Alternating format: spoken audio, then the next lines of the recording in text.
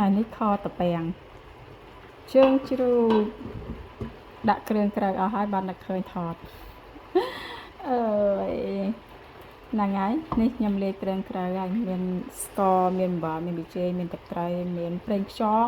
មានទឹកស៊ីអ៊ីវមានខ្ទឹមនិងខ្ទឹមកញ្ច្រាំនិងម្រេចយើងដាក់ចូលគ្នាហើយ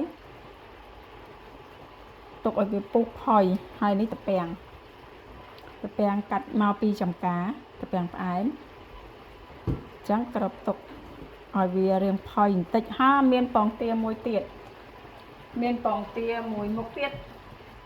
តែខ្ញុំដាក់ត្រាំទឹកហ៎ពងទានេះខ្ញុំដាក់ត្រាំទឹកហើយអត់ទាន់បកនេះខ្ញុំដាក់ត្រពាំងហើយនឹងពងទាចូលហើយអញ្ចឹងចាំពេលវាឆ្អិនបន្តិចចាំយើងភ្លក់រសជាតិមើលតើល្មមប្រៃសាផ្អែមនៅតែខរៀងចេញរៀងផ្អែមតិចតិចប្រៃតិចបានឆ្ងាញ់បើស្ទើររសជាតិមួយណាក៏អត់ឆ្ងាញ់ដែរ